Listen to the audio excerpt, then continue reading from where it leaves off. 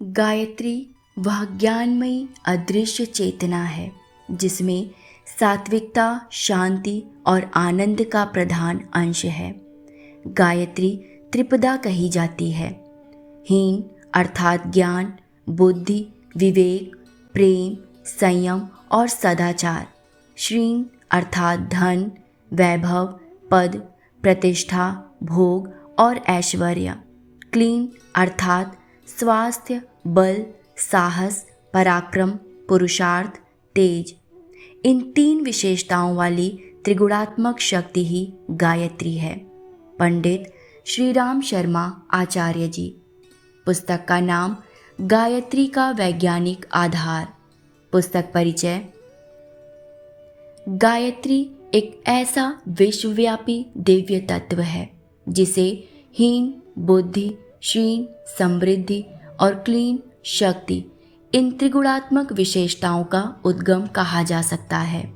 यह महाचैतन्य दैवीय शक्ति जब विश्वव्यापी पंच तत्वों से आलिंगन करती है तो उसकी बड़ी रहस्यमयी प्रतिक्रियाएं होती हैं।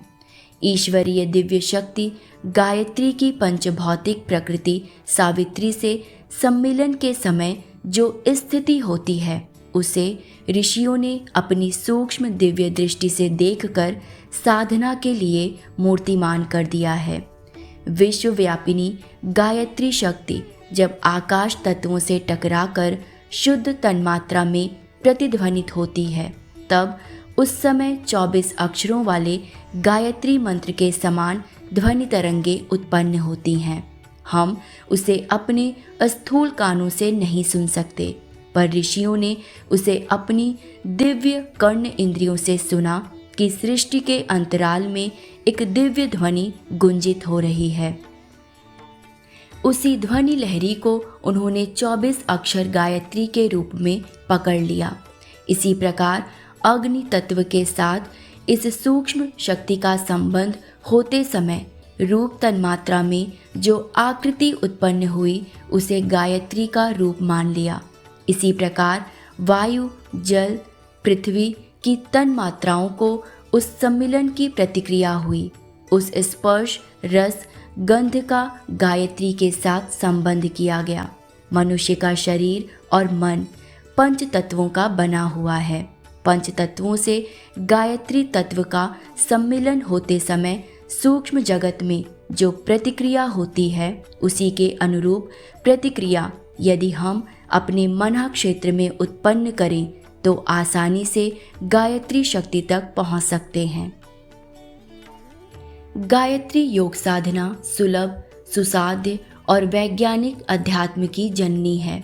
इसकी साधना से आत्मिक बल की वृद्धि के साथ शरीर परिपुष्ट, स्वस्थ, सबल, सतेज और सक्षम बनता है।